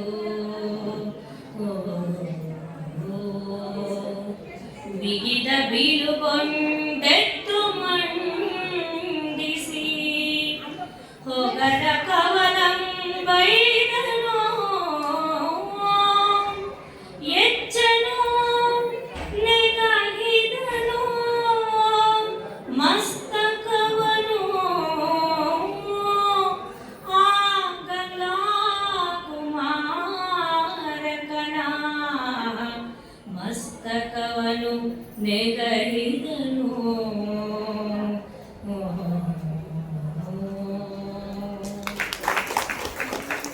ಮಗು ಪಾರ್ಥ ಬಾರೋ ಇಲ್ಲಿ ಪ್ರೀತಿಯಿಂದ ಕರೆದ್ರು ಅಜ್ಜ. ಅಜ್ಜಿಗೆ ಮೊಮ್ಮಕ್ಕಳು ಅಂದ್ರೆ ತುಂಬಾ ಇಷ್ಟ ಅಂತೆ. ಒಪ್ತೀರಾ ಅಲ್ವಾ? ಮಕ್ಕಳನ್ನ ತುಂಬಾ ಕಟ್ಟುನಿಟ್ಟಾಗಿ ಬೆಳೆಸಿರ್ತೀವಿ, ತುಂಬಾ ಶಿಸ್ತಿನಿಂದ ಬೆಳೆಸಿರ್ತೀವಿ, ಆದ್ರೆ ಮೊಮ್ಮಕ್ಕಳನ್ನ ಬಿಡ್ತೀವಾ? ಮಗು ಬಾರೋ, ಹತ್ರ ಬಾರೋ, ನೀನ್ ಮಾಡ್ಕೊಟ್ಟಿದ್ಯಲ್ಲ ಈ ಹಾಸಿಗೆ ತುಂಬಾ ಚೆನ್ನಾಗಿದೆ. ಏನು ಬಾಣದ್ದು ತುಂಬಾ ಚೆನ್ನಾಗಿದೆ ಕಣೋ ಹೇಳ್ತಾ ಇದ್ದಾರೆ. ನನ್ಗೆ ತುಂಬಾ ಇಷ್ಟ ಆಯ್ತು, ಆದ್ರೆ ತಲೆ ದಿಂಬೆ ಇಲ್ವಲ್ಲೋ, ತುಂಬಾ ಕಷ್ಟ ಆಗ್ತಾ ಇದೆ. ನನ್ನ ತಲೆ ನೋಡು ಗಾಳಿನಲ್ಲಿ ತೂಗಾಡ್ತಾ ಇದೆ, ತಲೆಗೆ ಇಂಬು ಕೊಡೋ ಹೇಳಿದ್ರು. ತಾತ ಹೀಗೆ ಕೇಳಿದ್ರೆ ಅವರ ಈ ಸ್ಥಿತಿಗೆ ನಾನೇ ಕಾರಣ ಅಂತ ಆಳ್ತಾ ಇದ್ದ ಅರ್ಜುನನ ಎದೆ ಒಡೆದೋಯ್ತು. ಕರಡು ಹಿಂಡಿ ಬಂತು, ಕಣ್ಣೀರು ತಾನಾಗಿ ಸುರಿತಾ ಇತ್ತು. ಆದರೂ ಕೂಡ ಮಂಡಿಯೂರಿ ನೆಲದ ಮೇಲೆ ಕೂತ್ಕೊಂಡು 5 ಹೊಳೆವ ಬಾಣಗಳಿಂದ ಅವನು ತಲೆಗೆ ಇಂಬನ್ನು ಕೊಟ್ಟ, ತಲೆಗೆ ಆಶ್ರಯವನ್ನು ಕೊಟ್ಟ, ತಾತನ ತಲೆ ಮೇಲೆ ನಿಲ್ಲುವಂತೆ ಮಾಡಿ ಆಶ್ರಯ ಕೊಟ್ಟ. ರಣರಂಗದ ಧೂಳು, ರಕ್ತದ ಹೊಳೆತ ದೇಹಗಳ ವಾಸನೆ ಇವೆಲ್ಲದರ ಮಧ್ಯೆ ಇದ್ರೂ ಕೂಡ ಭೀಷ್ಮರ ಸುತ್ತ ಒಂದು ದಿವ್ಯ ಶಾಂತಿ ಇತ್ತು. ದೇಹ ಚಿತ್ರ ಆಗೋಗಿದ್ರು, ಕಣ್ಣು ಮನಸ್ಸು ಮಾತ್ರ ನಾರಾಯಣ ಕೃಷ್ಣ ಅವನ ದಿವ್ಯ ರೂಪವನ್ನ ನೆನೆತ ನೋವಿಗೆ ಹೆದರದೆ ಮೆರೆದನು ಭೀಷ್ಮ ಬಾಣ ಶಯನದಲ್ಲಿ. ರೋಮಗಳಲ್ಲಿ ಕೂಡ ನೋವು, ಭಯಂಕರ ನೋವು. ಅವರ ಗಂಟಲು, ನಾಲಿಗೆ, ಬಾಯಿ ಎಲ್ಲ ಒಣಗ್ತಾ ಬಂತು. ಮಕ್ಕಳೇ ದಾಹ ಆಗ್ತಾ ಇದೆ, ಬಾಯಾರಿಕೆ ಆಗ್ತಾ ಇದೆ, ಮಾತಾಡಕ್ ಆಗ್ತಾ ಇಲ್ಲ ಅಂತಂದ್ರೆ ದುರ್ಯೋಧನ ಏನ್ ಮಾಡ್ಬೇಕು? ಸೇವಕರನ್ನು ಕಳಿಸ್ಬಿಟ್ಟ. ಅವನ ಘನತೆಗೆ ತಕ್ಕಂತೆ ಅವನು ದೇವಲೋಕದ ಸುರಭಿಯ ಸುವಾಸನೆಯುಳ್ಳ ತಂಪಾದ ನೀರು, ಪಾನಕ, ಭಕ್ಷ, ಭೋಜನ ತಗೊಂಡು 1 ಫ್ರೀ ಎಲ್ಲ ತರಿಸ್ಬಿಟ್ಟ. ನಾನು ಅತ್ಯಂತ ಪ್ರೀತಿ ಪಾತ್ರ ಅಂತ ತೋರಿಸ್ಕೋಬೇಕಲ್ಲ, ಇನ್ನೂ ಮೂರ್ಖ ಆಗ್ಬಿಟ್ಟ. ನೋಡಿ ಭೀಷ್ಮ ನಕ್ಕು ಬಿಟ್ರು, ಸಿಟ್ಟು ಬಂತು. ಇಷ್ಟು ಭೀಕರವಾದ ನೋವಿಗೆ ಈ ಜಲನ, ಈ ನೀರ ಹೇಳಿದ್ರು. ಏನ ನೋವಿನಳಾದ ಗಾಯಕ್ಕೆ, ಏನ ನೋವಿನಳಾದ ಕೃಷ್ಣಯ್ಯನು ಆಡಿಸುವರಿವರಳವೇ, ಸಾಕಿವ ತೋರದಿರು ತೆಗೆ ತೊಲಗು, ಮೂಡರ ಪರಮ ಗುರು ನೀನು, ಆರಿತೈ ಗೋನಾಡಿ ಪರುಗುಣ ತೋರು ನಿನ್ನಲಿತವನು, ಆರಿತೈ ಗೋನಾಡಿ ಫಲುಗುಣ ತೋರು ನಿನ್ನಲಿತವನು, ಸಲಿಲವ ಬೀರು ಬೇಗದಿನ್ಯನನು, ಬೀಳುಗೊಂಡೆತ್ತನ ಪಾಠ. ನಮಗೆ ವಿಷಾಣುಗಳಿಂದ ವಿಷಮ ಶೀತ ಜ್ವರ ಬಂದ್ರೆ ಅದಕ್ಕೆ ಸಾಮಾನ್ಯ ಜ್ವರ ಕೊಡೋ ಮಾತ್ರೆ ಕೊಟ್ರೆ ಸಾಕಾಗತ್ತಾ ಹೇಳಿ? ಹಾಗೆ ಬಾಣಗಳ ಹೊಡೆತದಿಂದ ಚಿತ್ರವಾದ ದೇಹ, ಅದಕ್ಕೆ ಆ ನೋವಿಗೆ ಸಾಮಾನ್ಯ ಜ್ವರ ಸಾಕಾಗತ್ತಾ? ತಾತಂಗೆ ಸಿಟ್ಟು ಬಂತು. ನಿಂಗಷ್ಟು ಗೊತ್ತಾಗಲ್ವಾ? ತಲೆ ಎತ್ತಿ ಮಲಗಿದ್ದೀನಿ, ಇದನ್ನ ಹೇಗೋ ಕುಡೀನಿ, ನೀನು ಮೂರ್ಖ, ಬೈತಾ ಇದ್ರು ಮೇಷ್ಟ್ರು, ನೀನು ಅವಿವೇಕಿ ಕಣೆ, ನೀನು ದಡ್ರಲ್ಲಿ ದಡ್ಡಿ ಅಂತ ಬೈತಾ ಇದ್ರು. ನೀವು ಎಲ್ಲರೂ ಬಯಸ್ಕೊಂಡಿದ್ದೀರಾ ಅಲ್ವಾ? ಬಯಸ್ಕೊಂಡೇ ಇರ್ತೀವಿ. ಬೈಯೋರು ಬದುಕಕ್ಕೆ ಹೇಳ್ತಾರಂತೆ. ಅದಕ್ಕೆ ನಾವೆಲ್ಲ ಇಷ್ಟು ಚೆನ್ನಾಗಿರೋದು. ಇದು ತೆಗೆದ್ಬಿಡು, ನನ್ನ ಮುಂದೆ ಇವನ್ನೆಲ್ಲ ತೆಗೆಸ್ಬಿಡು ಬೈದ್ರು. ದುರ್ಯೋಧನನ ಮುಖ ಚಿಕ್ಕದಾಯ್ತು. ಅಜ್ಜ ಸುಮ್ಮನಿರ್ತಾರ? ಅರ್ಜುನನ್ ಕರೆದ್ರು. ಬಾಯಾರಿಕೆ, ದಾಹ ಅಂತಿದ್ದೀನಿ ಅರ್ಜುನ, ನಿಮ್ಗೆ ಗೊತ್ತಾಗಲ್ವೇನೋ? ಪಾಠ ತೆಗೆ ನಿನ್ನ ಗಾಂಧೀವ, ತೋರಿಸುವುದಿಲ್ಲ ಪ್ರತಾಪ. ಯಾವುದೋ ಫಿಲ್ಮ್ ಡೈಲಾಗ್ ಇದ್ದಂಗಿದೆ ಅಲ್ವಾ? ಆ ಫಿಲಂಗಳಿಗೂ ಈ ಕಾವ್ಯಗಳೇ ಆಧಾರ. ತಕ್ಷಣ ಪಾರ್ಥ ವಾರಣಾಸ್ತ್ರವನ್ನು ಬಿಟ್ಟ. ಅದು ಒಳಗೆ ಹೋಗಿ ತೆಗೆದನು ತನಿ ಹೊಳೆವ ಸಲಲದ ಬಹಳ ಧಾರೆಗಳ ನೀರು ಕಾರಂಜಿಯಂತೆ ಬಂತು ಚಿಮ್ತು. ಅದನ್ನ ಬಾಣಗಳ ಮೇಲೆ ಬಾಣಗಳ ಮೇಲೆ ಬಾಣ ಸೇರಿಸಿ ತಾತನ ಬಾಯಿಗೆ ಹೋಗೋ ತರ ಮಾಡ್ದ. ನೀರು ಕುಡಿದ್ರು, ತೃಪ್ತರಾದರು. ವೀರನಿಗೆ ವೀರೋಚಿತ ಜಲ. ಮಕ್ಕಳು ಬಿದ್ರೆ ತಾಯಿ ಓಡ್ ಹೋಗ್ತಾಳಂತೆ. ಗಂಗಾ ಮಾತೆ ತಾನು ಬಿದ್ದ ಮಗನನ್ನ ಸಂತೈಸಲಿಕ್ಕೆ ಬಂದಿದ್ದಾಳೇನೋ, ಗಾಯಗೊಂಡ ಮಗನನ್ನ ಸಂತೈಸಲಿಕ್ಕೆ ಬಂದಿದ್ದಾಳೇನೋ ಅನ್ನೋ ತರ ಕಾಣಿಸ್ತಾ ಇತ್ತು. ತಾತ ಹೇಳಿದ್ರು, ಅರ್ಜುನ ಸಾಕು ಕಣಪ್ಪ, ತೃಪ್ತವಾಯಿತು ಜೀವ, ಬಾಯಾರಿಕೆ ನೀಗಿತು ಕಣೋ. ನೀನು ಲೋಕದಲ್ಲಿ ಪರಮವೀರ, ಬುದ್ಧಿವಂತ ಕೂಡ. ಹೊಗಳ್ತಾ ಇದ್ರೆ ಆ ಕಡೆ ನಿಂತಿದ್ದ ದುರ್ಯೋಧನನ ಮುಖ ಚಿಕ್ಕದಾಗಿದ್ದು ನೋಡಿದ್ರು. ಅದನ್ನೂ ನೋಡಿದ್ರು, ಅವ್ರು ಬಿಡ್ಲಿಲ್ಲ. ಅವ್ರಿಗೆ ಅವನು ಚಕ್ರವರ್ತಿ ಅಲ್ವಾ, ಕರೆದ್ರು. ಹೇಳಿದ್ರು, ಇಲ್ಲಿ ಕವಿ ಬಳಸಿರೋ ಪದ ತಂದೆ ಕಂಡೈ. ತಂದೆ ಕಂಡೈ ಪುರವೇಶ ಪುರಂದರಾತ್ಮಜನ ಅತಿ ಬಡವಾ ನೀನಿಂದೆ ಕಾಣಲು ಬೇಹುದೈ ಹಲವಂಗದಲ್ಲಿ ನರನ ಹಿಂದೆ ಬಲ್ಲರು ದ್ರೋಣ ಕೃಪಾ ಗುರುನಂದನಾದಿಗಳೆಲ್ಲ ಹಿಂದೆ ಬಲ್ಲರು ದ್ರೋಣ ಕೃಪಾ ಗುರುನಂದನಾದಿಗಳೆಲ್ಲ ಕೇಳಿ ಮಂದಮತಿತನ ಬೇಡ ಮಂದಮತಿತನ ಬೇಡವಿನ್ನು ಕೃಪಾಳುವಾಗೆಂದ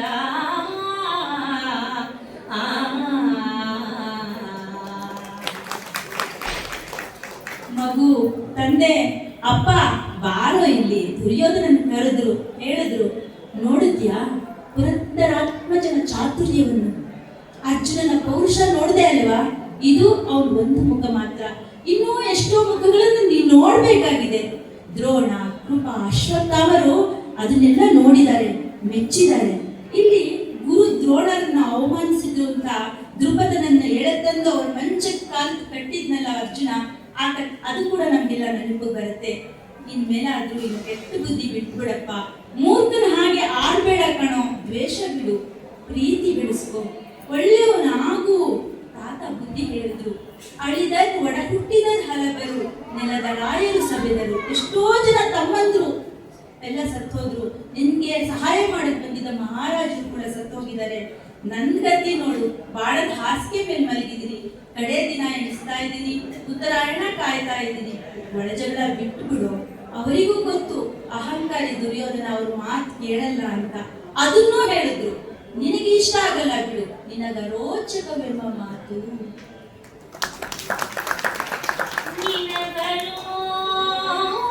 ನಿನಗರೋಚಕವೆಂಬ ಮಾತುಗಳು ಆನೆಬರಿಗೆ ಸೊಗಸುವುದು.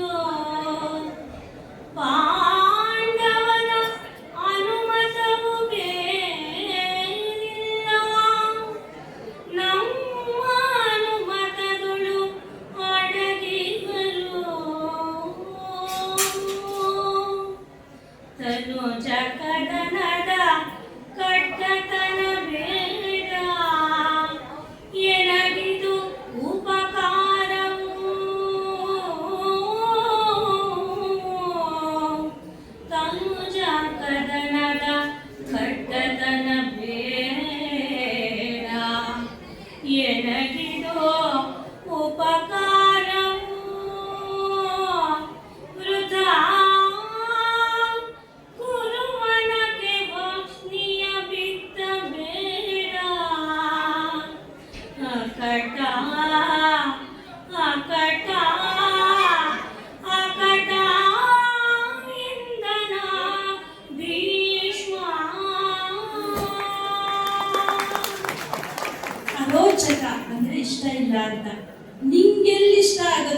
ಅದು ಗೊತ್ತಿರೋದೇ ಬಿಡು. ಪಾಂಡವರು ನನ್ನ ಮಾತು ಕೇಳ್ತಾರೆ, ನೀನ್ ಕೇಳಲ್ಲ. ಆದ್ರೂ ಹೇಳ್ತೀನಿ, ಒಂದೇ ಒಂದು ಉಪಕಾರ ಮಾಡಪ್ಪ. ಹಠಮಾರಿತನ ಬಿಡು. ಯುದ್ಧ ಮಾಡೇ ಮಾಡ್ತೀನಿ ಅಂತ ಅನ್ಬೇಡ. ಸುಮ್ಮನೆ ಎಲ್ರನ್ನ ಕಳ್ಕೊತೀಯ, ಆಮೇಲೆ ಅಳ್ತೀಯ. ಕೌರವ ವಂಶವನ್ನು ದ್ವೇಷ ಅನ್ನೋ ಬೆಂಕಿನಲ್ಲಿ ಸುಡ್ಬೇಡ ಕಣಪ್ಪ. ಬೇಡ್ಕೊತಾ ಇದ್ದಾರೆ ಭೀಷ್ಮ.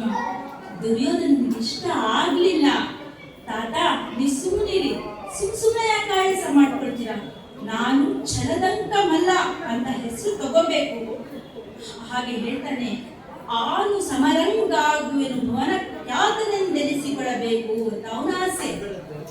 ಇಲ್ಲಿ ರನ್ನನ ಒಂದು ವಾಕ್ಯ ಜ್ಞಾಪಕ ಬರುತ್ತೆ. ನೆಲಕ್ಕಿರಿವೆನೆಂದು ಬಗೆದರೆ ಛಲಕ್ಕಿರಿವೆನು. ನೆಲಕ್ಕಾಗಿ ಹೋರಾಡ್ತೀನಿ ಅಂತ ತಿಳ್ಕೊಂಡಿದ್ದೀರ ತಾತ? ನಾನು ಛಲಕ್ಕಾಗಿ ಹೋರಾಡ್ತೀನಿ. ಯಾರೇನಾದ್ರೂ ಹಾಳಾಗೋಗ್ಲಿ, ಅವನಿಗೆ ಛಲ ಬೇಕು ಅಷ್ಟೇ. ಅದನ್ನೇ ಅವ್ನು ಹೇಳ್ತಾ ಇದ್ದಾನೆ, ಮತ್ತೆ ಮತ್ತೆ ಹೇಳ್ತಾ ಇದ್ದಾನೆ. ಹಾಗೆ ಭೀಷ್ಮರಿಗೂ ಹೇಳ್ತಾನೆ, ನೀವು ಈಗಲೂ ಅದನ್ನೇ ಹೇಳ್ತೀರಲ್ಲ, ಮೊದಲು ಅದೇ ಹೇಳಿದ್ರಿ, ಮೊದಲೆಂದಿರಿ ನೀವು ಅಂತ ಈಗ ಹೇಳ್ತಾ ಇದ್ದಾನೆ. ಮೊದಲೆಂದಿರಿ ನೀವು, ಬಳಿಕ ಈಯದು ಕುಲಾಧಿಪ ಕೃಷ್ಣ ನೆರೆ ಹೇಳಿದನು.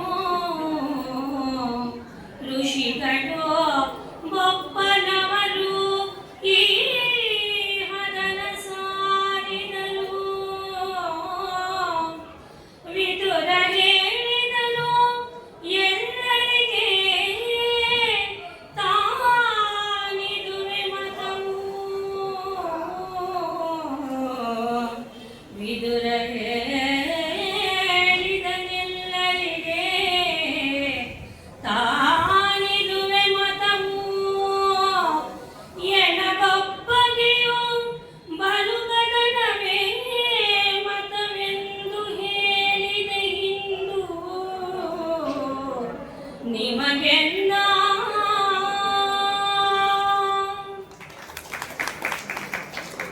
ಹೊಸದೇನು ಇಲ್ಲ ಬಿಡಿ ತಾತ.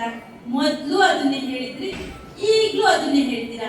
ಆ ಕೃಷ್ಣನೂ ಅದೇ ಹೇಳಿದ್ದ, ಗೌಮ್ಯ ಭಾರ್ಗವ ಋಷಿಗಳೂ ಅದನ್ನೇ ಹೇಳಿದ್ರು, ನಮ್ಮಪ್ಪನೂ ಅದೇ, ವಿದುರನೂ ಅದೇ. ಎಲ್ಲರೂ ಮಾತು ಒಂದೇ, ಸಂಧಿ ಸಂಧಿ ಸಂಧಿ. ಆದ್ರೆ ನಾನು ಹೇಳ್ತೀನಿ ಕೇಳಿ, ಯುದ್ಧ ಯುದ್ಧ ಯುದ್ಧ. ಅದೊಂದೇ ನನ್ನ ಮಾತು, ಅದೇ ನನ್ನ ಇಷ್ಟ. ಹಿಂದೆನೂ ಇದೇ ಹೇಳಿದ್ದೆ, ಈಗಲೂ ಇದೇ ಹೇಳ್ತೀನಿ. ಅದೇ ನನ್ನ ನಿರ್ಧಾರ ಅಂತ ಹೇಳ್ತಿರೋ ದುರ್ಯೋಧನ ಬದಲಾಗಕ್ಕೆ ಸಾಧ್ಯನಾ? ಅದು ತಾತ ನಿಮ್ಮನ್ನು ಈ ಸ್ಥಿತಿಗೆ ತಂದ ಮೇಲೆ ಸಂಧಿಯೇ ಪಾಂಡುತನೆಯರಲ್ಲಿ ಪಾಂಡುಪುತ್ರರೊಡನೆ ನಾ ಸಂಧಿ ಮಾಡ್ಕೊಳಕ್ಕಾಗತ್ತಾ? ನನಗೆ ಹೊಂದ್ಕೊಂಡಿರಕ್ಕಾಗತ್ತಾ? ಬಿಡಿ ತಾತ, ಇದು ತಪ್ಪು.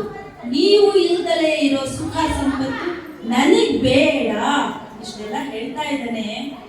ಆದ್ರೂ ಅವನಿಗೆ ಪಾಂಡವರಾಯ ಮಸ್ತಕ ಶೂಲ ಅನ್ನೋ ಬಿರುದು ಬೇಕು. ಅದನ್ನು ಅಹಂಕಾರದಿಂದ ಹೇಳ್ಕೊಳ್ತಾ ಇದ್ರೆ, ಅಲ್ಲೇ ನಿಂತಿದ್ದ ಭೀಮ ಅಣ್ಣನಿಂದ ಕೈ ಕಟ್ಕೊಂಡು ನಿಂತಿದ್ದ ಇಷ್ಟೊತ್ತಂಗ ಸುಮ್ಮನೆ.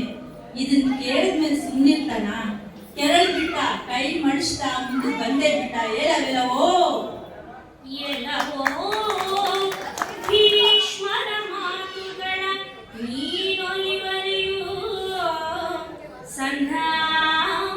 ಸಂಧಾನದಲ್ಲಿ ನೀನಿರುವರೆಯೂ ದೇಹ ವಿನಾಶಿಗೆ ಬಲಿವರೆಯೂ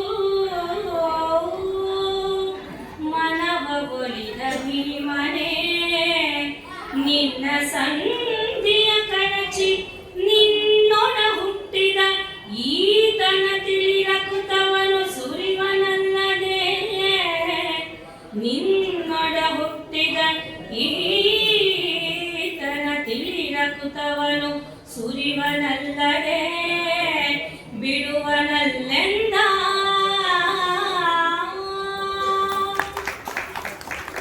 ಏನೋ ಮೂರ್ಖ, ಸುಮ್ಮನೆ ಇದ್ದೀವಿ ಅಂತ ಏನೇನೋ ಮಾತಾಡ್ತೀಯ.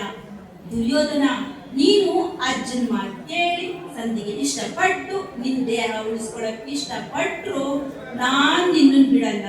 ನಾನು ನಿನ್ನ ಮೃತ್ಯು, ನಿನ್ನ ಸಾವು, ನಾನು ನಿನ್ನ ತೊಡೆಗಳ ಮೂಳೆ ಮುರಿತೀನಿ. ನಿನ್ನ ತಮ್ಮ ಇದ್ದಾನಲ್ಲ ಈ ದುಶ್ಯಾಸನ, ಅವನನ್ನ ಕೊಲ್ತೀನಿ. ಅವನ ಎದೆಯಿಂದ ದೇಹ ಬಗ್ದು ಅವನ ರಕ್ತವನ್ನ ಸುರ್ರಂತ ಕುಡಿತೀನಿ ಅಂತ ಕೂಗಾಡ್ತಾ ಇದ್ದಾನೆ. ಧರ್ಮರಾಯ ಅವನ ತಳೆದ. ಭೀಮ, ತಾತ ಮಾತಾಡ್ಬೇಕಾದ್ರೆ ನಾವು ಮಾತಾಡಬಾರ್ದು, ಅವರಿಗೆ ನೋವಾಗತ್ತೆ, ಬೇಜಾರಾಗತ್ತೆ. ಇದು ನಮ್ಮ ಸಂಸ್ಕೃತಿ. ರಾಮಾಯಣ ಮಹಾಭಾರತದ ಕಾಲದಿಂದ ಇದನ್ನ ನೋಡ್ತಾ ಬಂದಿದ್ದೀವಿ. ತಂದೆ ತಾಯಿಗೆ ಮಾತು ಮಕ್ಕಳು ಕೇಳೋದು, ಅಣ್ಣನ ಮಾತು ತಮ್ಮ, ಗಂಡನ ಮಾತು ಹೆಂಡತಿ, ನಾವು ಎಲ್ಲ ಕೇಳ್ತೀವಲ್ವಾ. ನಾನಂತೂ ಕೇಳ್ತೀನಪ್ಪ, ನನ್ನ ಗಂಡನ ಮಾತು ಬೆರಗರ ಅಂತ ನಡ್ಕೊಂಡು ತಮಾಷೆ ಅಲ್ಲಿರ್ಲಿ. ಭೀಷ್ಮ ಈ ತರದ ಧರ್ಮಜ ಗುಣಕ್ಕೆ ಸೋತಿದ್ದು, ತಪ್ಪು ಮಾಡಿದೀವಿ ಅಂತ ಹೆದರ್ಕೋಬೇಡಿ, ಹೊರಗಬೇಡಿ, ನೀವು ಯುದ್ಧದಲ್ಲಿ ಜಯಶೀಲರಾಗಿ ಬನ್ನಿ, ಜಯ ಗಳಿಸಿ ಅಂತ ಹೇಳಿ ಅವ್ರನ್ನೆಲ್ಲ ಕಳಿಸ್ತಾ ಆಶೀರ್ವಾದ ಮಾಡಿದ. ಅವರೆಲ್ಲರೂ ಹೊರಟರು, ಭೀಷ್ಮನನ್ನು ಬೀಳುಕೊಂಡರು. ಇವರು ಕಳುಹಿಸಿಕೊಂಡರು ಮಾಧವನ ಮೆಲ್ಲಡಿಗಳನ್ನು ಹೃದಯದೊಳವಚಿ, ಕಂಗಳು ತುಂಬಿ ದೇವನ ಮೂರ್ತಿಯನ್ನು ಹಿಡಿದು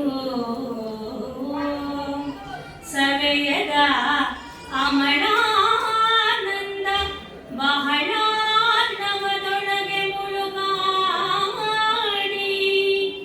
ಲಕ್ಷ್ಮೀಧವನ ಕಳುಹಿದನು ಸವೆಯದ ಮಳಾನಂದ ಬಹಳ ನವದೊಳಗೆ ಮುಳುಗಾಡಿ, ಲಕ್ಷ್ಮೀಧವನ ಕಳುಹಿದನು. ಇತ್ತ ಬೀಳ್ಕೊಟ್ಟನು ಸುಯೋಧನನ.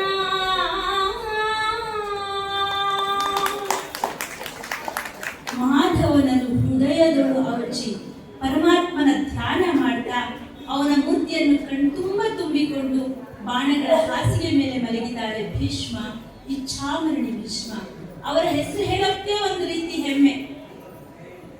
ಅವರು ದ್ರೋಣಾದಿಗಳಿಂದ ಖತ್ರ ಕರೆದು ಕೃಷ್ಣನ ಮಾತನ್ನು ಕೇಳಿ ಯುದ್ಧದ ನಿಯಮಗಳನ್ನು ಪಾಲಿಸಿ ಅದೇ ಸರಿಯಾದ ಕ್ರಮ ಅಂತ ಹೇಳಿ ಇನ್ನಿನ್ನು ನೀವೆಲ್ಲ ಹೊರಡಿ ಅಂತ ಹೇಳಿದ್ರು. ಎಷ್ಟಾದ್ರೂ ಧರ್ಮರಾಯನಿಗೆ ಕೃಷ್ಣನ ಎದುರೇ ವಿಷ್ಣು ಸಹಸ್ರನಾಮವನ್ನು ಬೋಧಿಸಿದ ಮಹಾತ್ಮ ಭೀಷ್ಮ. ದುರ್ಯೋಧನ ಕೂಡ ಹೊರಟ ದ್ವೇಷದಿಂದ ಸೇಡಿನಿಂದ ಕುದಿತಾ ಇದ್ದ. ಅವ್ರಿಗೆ ಏನಾದ್ರೂ ಬುದ್ಧಿ ಬರಲ್ಲ. ಇದನ್ನೆಲ್ಲ ಒಬ್ರು ನೋಡ್ತಾ ಇದ್ರು. ಅವ್ರು ಈಗಲೂ ನಮ್ಮ ಜೊತೆ ಇದ್ದಾರೆ. ಯಾರು ಹೇಳಿ? ಅವನೇ ಸೂರ್ಯ. ಪಶ್ಚಿಮದ ಕಂಬ ದೀಪಿಕೆಯಂತೆ ನಿಂತಿದ್ದ, ಪಶ್ಚಿಮ ದಿಕ್ಕಿನ ಕಂಬದ ಮೇಲೆ ನಿಂತಿರುವ ದೀಪದಂತೆ ನಿಂತಿದ್ದ ಅವನು ಕೂಡ ಭೀಷ್ಮರಿಗೆ ಗೌರವ ಸಲ್ಲಿಸಿದ.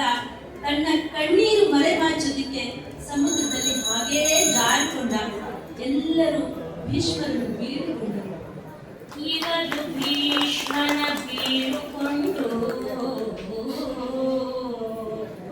ಉತ್ಸವದ ಹರ್ಷದಲ್ಲೊಮ್ಮೆ ಗಂಗಾಭವಗೆ ತಪ್ಪಿದದು ಗುಣ ಭಾರತದೊಮ್ಮೆ ಚಿಂತಿಸುತ್ತಾ ಕವಲು ಮನದಲ್ಲಿ ಕಂಪಿಸುತ್ತಾ ಶಿಬಿರವನ್ನು ಹೊಕ್ಕಲು ನಿಖಿಲ ಸೇನಾ ನಿವಹ ಸಹಿತವೇ ಶಿಬಿರವನ್ನು ಹೊಕ್ಕಲು ವೀರನಾರಾಯಣನ ಕರುಣದಲ್ಲಿ ಶಿಬಿರವನ್ನು ಹೊಕ್ಕಲು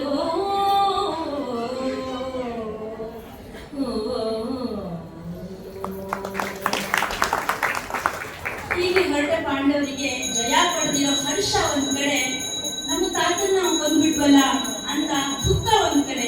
ಏನ್ ಮಾಡಿತ್ತು ತೋಚದೆ ಯೋಚನೆಯಲ್ಲಿ ತಮ್ಮ ಪಾಳೆಯಕ್ಕೆ ಹೋಗ್ತಾ ಅನ್ಕೊಂಡ್ರು, ಕೃಷ್ಣನೇ ಇದಕ್ಕೆಲ್ಲ ಹೊಣೆ, ನಾವೇನ್ ಮಾಡಕ್ಕಾಗಲ್ಲ, ಅವನೇ ದಿಕ್ಕು, ಅವನೇ ನಮ್ಮ ದಾರಿ ದೀಪ ಅಂತ ಪಾಳೆಯ ಸೇರ್ಕೊಂಡ್ರು. ಕುಲದ ಹಿರಿಯನಾಗಿ ನಿಂತು ಕೌರವರ ಬಳಿ ಧರ್ಮ ಇಲ್ಲ ಅಂತ ಗೊತ್ತಿದ್ರು ತಾಯಿಗೆ ಕೊಟ್ಟ ಮಾತಿನಂತೆ ಸಿಂಹಾಸನಕ್ಕೆ ಬದ್ಧರಾಗಿ ಆಂತರಿಕ ಸಂಘರ್ಷ ಎದುರಿಸಿದ ಭೀಷ್ಮ ಗಾಂಭೀರ್ಯದ ಸಂಕೇತ ಆಗಿದ್ದಾರೆ. ಭೀಷ್ಮ ಪರ್ವ ಒಂದು ಕತೆ ಅಲ್ಲ, ಇದು ಭಕ್ತ ಮತ್ತೆ ಭಗವಂತನ ಮಧ್ಯೆ ಇರೋ ಒಂದು ಸಂಬಂಧದ ಕತೆ. ಅದು ಯುದ್ಧದ ಕತೆ ಅಲ್ವೇ ಅಲ್ಲ. ಕುಮಾರವ್ಯಾಸ ಈ ಪರ್ವದಲ್ಲಿ ವೀರಾವೇಶ, ಭಕ್ತಿ, ಕರ್ತವ್ಯ ಪರಿಪಾಲನೆ, ವಿಶ್ವರೂಪ ದರ್ಶನ ಇದರದ್ದೆಲ್ಲವುದನ್ನು ತನ್ನ ತನ್ನ ಜ್ಞಾನ ಭಂಡಾರ ಎಲ್ಲವುದನ್ನು ತನ್ನ ಕಾವ್ಯಮಯವನ್ನಾಗಿ ಮಾಡಿಸಿ ಎಲ್ಲವುದನ್ನ ವೀರನಾರಾಯಣನ ಪಾದಕ್ಕೆ ಅರ್ಪಿಸಿಬಿಟ್ಟಿದ್ದಾನೆ. ಅಮರನಾಗಿದ್ದಾನೆ. ನಮ್ಮೆಲ್ಲರ ಮನಸ್ಸಿನಲ್ಲಿ ಅಚ್ಚರಿಯದಂತೆ ನಿಂತು ಬಿಟ್ಟಿದ್ದಾನೆ. ಕೃಷ್ಣ ಹೇಳಿದಾಗೆ ಧರ್ಮ ಸಂಸ್ಥಾಪನಾರ್ಥಾಯ ಸಂಭವಾಮಿ ಯುಗೆ ಯುಗೆ. ಕೃಷ್ಣ ಮತ್ತೆ ಹುಟ್ಟಿ ಬರಲಿ, ಇಲ್ಲೆಲ್ಲ ನಮ್ಮನ್ನ ಕಾಪಾಡಲಿ ಅಂತ ನಾನು ಕೇಳ್ಕೊಳ್ತೇನೆ.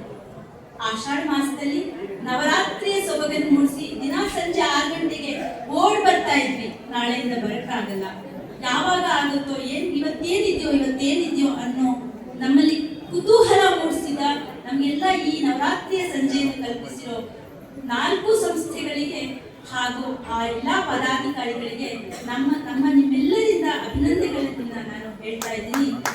ನಮಗೆ ಈ ಅವಕಾಶ ಕೊಟ್ಟಿದ್ದಕ್ಕಾಗಿ ಅವರಿಗೆಲ್ಲರಿಗೂ ನಮ್ಮ ಧನ್ಯವಾದವನ್ನು ನಾವಿಬ್ಬರು ತಿಳಿಸ್ತಾ ಇದ್ದೀವಿ. ಸುಶ್ರಾವ್ಯವಾಗಿ ಭಾವನೆ ಹಾಗೂ ಶ್ರದ್ಧೆಯಿಂದ ಹಾಡಿ ನನ್ನ ಕೆಲಸ ತುಂಬಾ ಸುಲಭ ಮಾಡಿಕೊಟ್ಬಿಟ್ರು ಬಿಡಿ.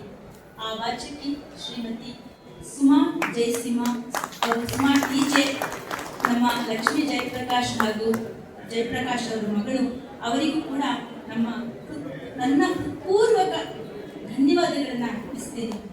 ಸಮಾಧಾನದಿಂದ ನಮ್ಮ ಈ ಮೊದಲ ಮಾತುಗಳನ್ನೆಲ್ಲ ನೀವು ಕೇಳಿದ್ದೀರಾ. ನಿಮ್ಗೆಲ್ಲರಿಗೂ ನನ್ನ ಧನ್ಯವಾದಗಳು. ನಿಜವಾಗ್ಲೂ ನನ್ನ ವೈಯಕ್ತಿಕ ಧನ್ಯವಾದಗಳನ್ನು ಕೂಡ ನಾನು ಸಲ್ಲಿಸ್ತಾ ಇದ್ದೀನಿ. ಇಂದಿನ ಕಾರ್ಯಕ್ರಮ ಸಂಪನ್ನ ಆಗಿದೆ.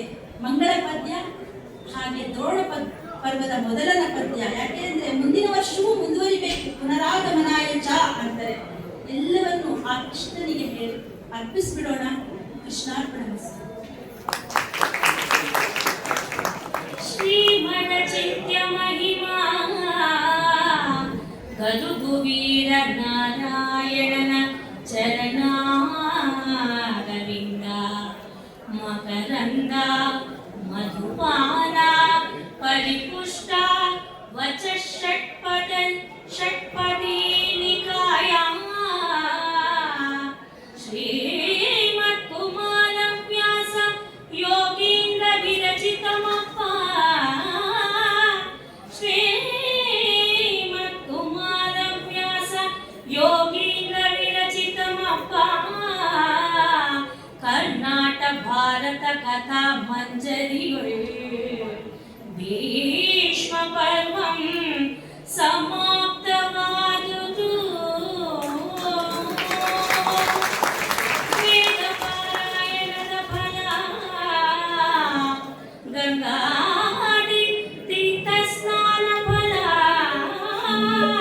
ಕೃಚ್ಛಾದಿ ತಪಸ್ಸಿನ ಫಲವೋ ಜ್ಯೋತಿಷ್ಠೋಮಯಾಗ ಫಲ ಮೇದಿನಿಯನ್ನು ವಿದಿತ್ತ ಫಲ ವಸ್ತ್ರಾದಿ ಕನ್ಯಾದಾನ ಫಲಬಹುದು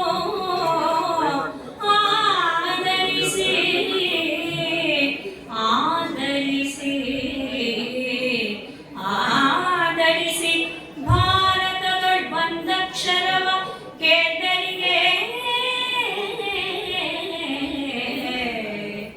ಈ ಎಲ್ಲ ಫಲಬಹುದು.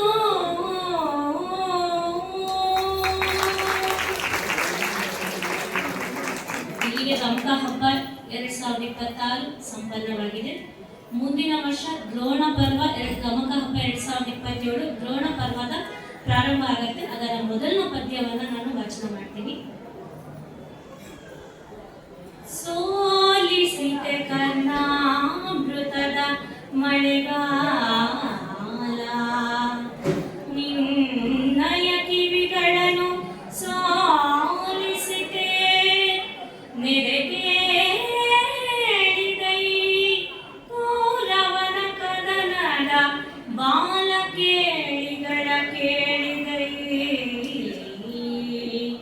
ಹೇಳುವುದು ತಾನೇನು ಕೆಂಗರಿಗೋದ ಮಂಚದ ಮಹಿಮನಿರವನು ತಾನೇನ ಹೇಳುವುದು ಮೇಲು ಹೋಗಿನ ಕಥೆಯ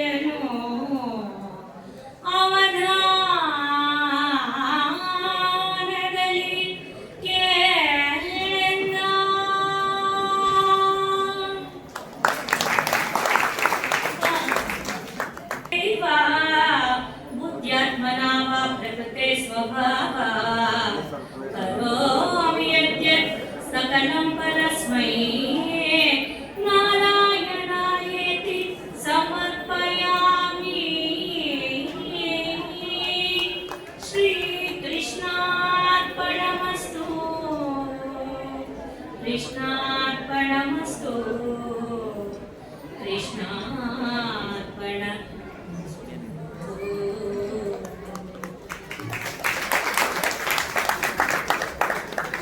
ಗಮಕದ ನಾದ ಕನ್ನಡದ ಮನೆಗಳಲ್ಲಿ ಸದಾ ಮೊಳಗುತ್ತಿರಲಿ. 2026ರ ಗಮಕ ಹಬ್ಬ ಮುಗಿಯುತ್ತಿದ್ದಂತೆ 2027ರ ಗಮಕ ಹಬ್ಬಕ್ಕೆ ಚಾಲನೆ ಕೂಡ ನೀಡಿಯಾಗಿದೆ. ಸಹಕರಿಸಿದ ಎಲ್ಲರಿಗೂ ಕೂಡ ಧನ್ಯವಾದಗಳು. ದಯವಿಟ್ಟು ಇನ್ನು 2 ನಿಮಿಷ ಎಲ್ಲರೂ ಕೂಡ ಸಾವಧಾನ ಚಿತ್ತರಾಗಿ ಕೂತ್ಕೊಂಡು ಕಾರ್ಯಕ್ರಮವನ್ನ ಸಂಪೂರ್ಣಗೊಳಿಸಲಿಕ್ಕೆ ಅನುವು ಮಾಡಿಕೊಡ್ಬೇಕು ಅಂತ ಪ್ರಾರ್ಥಿಸುತ್ತಾ, ಈ ಒಂದು ಗಮಕ ಹಬ್ಬ 2026ರ ಕಳೆದ 9 ದಿವಸದಲ್ಲಿ ನಮಗೆ ಸಹಕರಿಸಿದಂತ ಮಾನ್ಯರನ್ನ ಒಂದು ಸಣ್ಣ ಗೌರವವನ್ನ ನೀಡುವುದು ನಮ್ಮೆಲ್ಲರ ಆದ್ಯ ಕರ್ತವ್ಯವಾಗಿದೆ. ಮೊದಲಿಗೆ ನಾನು ಶ್ರೀಯುತ ಮಹಾಬಲ ಭಟ್ರು ಅರ್ಚಕರು ಸದಾ ಹಸನ್ಮುಖಿ, ಬಹುಶಃ ಇಲ್ಲೇ ಕೂತು ದಯಮಾಡಿ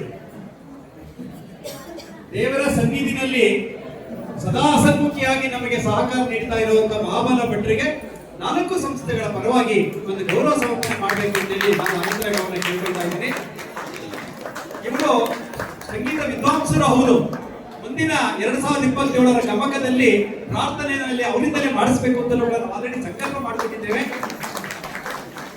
ಹಾಗೆ ಸಹಕರಿಸಿದಂತ ಅವರ ಶ್ರೀಮತಿಯವರಿಗೆ ಮತ್ತು ಅವರ ಪುಟಾಣಿ ನಮ್ಮ ಜೊತೆ ಸದಾ ಓಡಾಡ್ತಾ ಸಹಕರಿಸಿದ ಅವರ ಕುಟುಂಬಕ್ಕೂ ಕೂಡ ಧನ್ಯವಾದ ಅರ್ಪಿಸುತ್ತಾ, ಈಗ ದ್ವಾರಕನಾಥ್ ಬಾಬು ಮ್ಯಾನೇಜರ್ ಅವರು ಇವರೆಲ್ಲ ಈ ಒಂದು ಗಮಕ ಹಬ್ಬದಲ್ಲಿ ಸಾಕಷ್ಟು ನಮ್ಮ ಜೊತೆ ಕೆಲಸ ಸಹಾಯ ನೀಡಿರುವಂತಹ ಮಹನೀಯರು.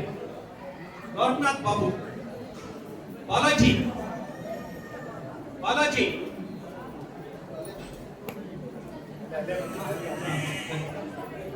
ಬಾಲಾಜಿ ಬಹುಶಃ ನಮ್ಮ ಕಾರ್ಯಕ್ರಮಗಳು ಇವರ ಸಹಕಾರದಿಂದಲೇ ಖಂಡಿತ ಯಶಸ್ವಿ ಆಗಲ್ಲ. ಇವರೆಲ್ಲ ಎಲೆ ಮರೆ ಕಾಯಿಯಂತೆ ನಮಗೆ ಸಹಕಾರ ನೀಡ್ತಿರುವಂತಹ ಮಾನೀಯರು.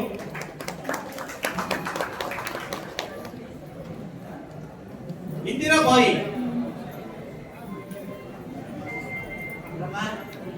ಇಂದಿರಮ್ಮ,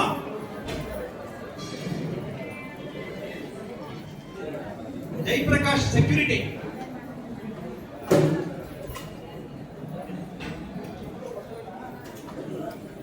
ಶ್ರೀಯುತ ರವಿ ಧ್ವನಿವರ್ಧಕ.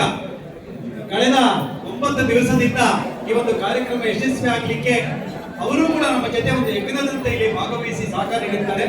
ಅವರಿಗೆ 4 ಸಂಸ್ಥೆಯ ಪರವಾಗಿ ಧನ್ಯವಾದಗಳನ್ನು.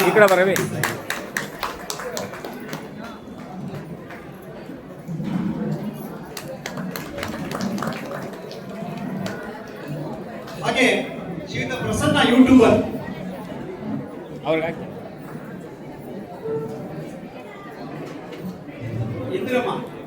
ಇಂದಿರಮ್ಮ ಅವರು ಪ್ರತಿ ದಿವಸದ ನಮ್ಮ ಪ್ರಸಾದದ ಏನು ಪರಿಕರಗಳಿರುತ್ತೆ ಅದೆಲ್ಲ ಸ್ವಚ್ಛತೆ ಮಾಡುವಂಥದ್ದು, ಮತ್ತೆ ನಮ್ಮ ಇಲ್ಲಿ ಕಾರ್ಯಕ್ರಮಕ್ಕೆ ದೇವಸ್ಥಾನದಲ್ಲಿ ಸ್ವಚ್ಛತೆ ಮಾಡುವಂತ ಒಂದು ಮಹತ್ಕಾರ್ಯಕ್ಕೆ ಸಹಕರಿಸಿದ್ದಾರೆ.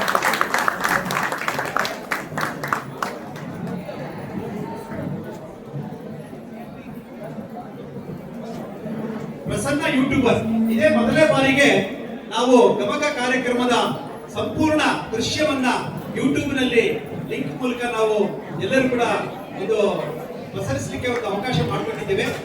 ಇದಕ್ಕೆ ಸಹಕಾರ ನೀಡಿದಂತ ಸುಬ್ಬಣ್ಣನವರಿಗೆ, ಪ್ರಸನ್ನ ಅವರಿಗೆ ಒಂದು ಗೌರವ ಸಮರ್ಪಣೆ.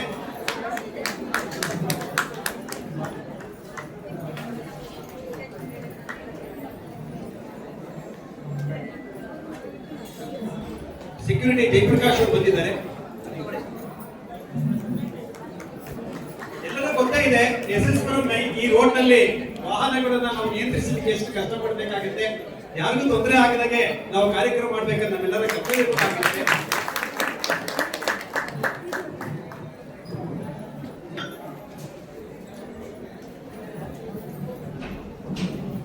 ಈಗ ವೇದಿಕೆಯ ಶಿಷ್ಟಾಚಾರದಂತೆ ವಂದನಾರ್ಪಣೆಯನ್ನು ಅರ್ಪಿಸಬೇಕು ಅಂತ ಹೇಳಿ ಶ್ರೀಯುತ ಜಯಸಿಂಹವನ್ನು ನಾನು ಬರಮಾಡ್ಕೊಳ್ತಾ ಇದ್ದೀನಿ. ಇವರು ಸಹಕೋಶ ಪ್ರಮುಖಾಗಿ ನಮ್ಮ ಸಂಸ್ಕಾರ ಭಾರತಿಗಳಲ್ಲಿ ಜವಾಬ್ದಾರಿ ನಿರ್ವಹಿಸ್ತಾ ಇದ್ದಾರೆ.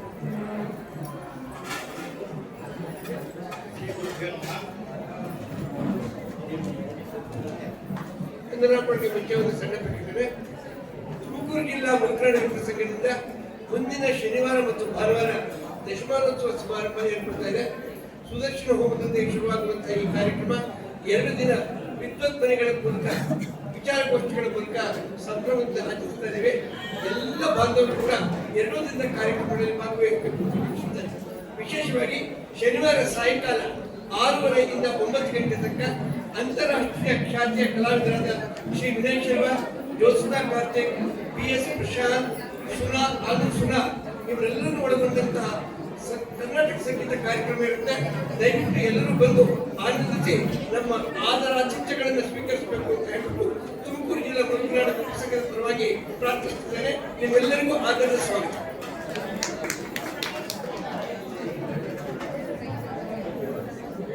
ಶ್ರೀ ಗುರುಭ್ಯೋ ನಮಃ.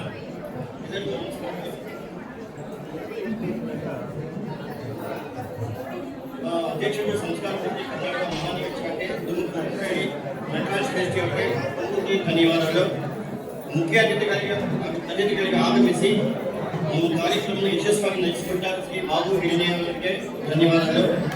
ತುಮಕೂರು ಜಿಲ್ಲಾ ಶಾಸಕರಾದ ಮಾನ್ಯ ಶ್ರೀ ಜ್ಯೋತಿ ಗಣೇಶ್ ಅವರಿಗೆ ತುಂಬುದೇ ಧನ್ಯವಾದಗಳು. ಹಾಗೆ ವಕೀಲರಾದ ತುಮಕೂರು ಶ್ರೀ ಲಕ್ಷ್ಮೀ ಧನ್ಯವಾದಗಳು. ಗಮಕ ಭಾರತಿ ಚಳವಳಿ ಟ್ರಸ್ಟ್ನ ಕಾರ್ಯದರ್ಶಿಗಳು ಶ್ರೀ ಅನಂತರಾಮಯ್ಯ ಅವರಿಗೆ ತುಂಬುದೇ ಧನ್ಯವಾದಗಳು. ಈ ನಮ್ಮ ಸನ್ಮಾನವನ್ನು ಸ್ವೀಕರಿಸಿದ ಶ್ರೀ ನರಸಿಂಹಪ್ಪ ಮತ್ತು ಎನ್ ನಟರಾಜ್ ಸೃಷ್ಟಿ ಅವರಿಗೆ ಧನ್ಯವಾದಗಳು. ಹಾಗೂ ಶ್ರೀ ವಾಸವಿ ದೇವಸ್ಥಾನದ ಆಡಳಿತ ಮಂಡಳಿಯ ಎಲ್ಲ ಪದಾಧಿಕಾರಿಗಳಿಗೂ ತುಂಬುದೇ ಧನ್ಯವಾದಗಳು. ಇಷ್ಟು ದಿನಗಳ ಪ್ರಸಾದ ಪ್ರಾಯೋಜಕ ಮಾಡಿದ ಎಲ್ಲ ಅಡಿಗೆ ಕಾರ್ಯಕ್ರಮಕ್ಕೆ ತುಂಬುದೇ ಧನ್ಯವಾದಗಳು.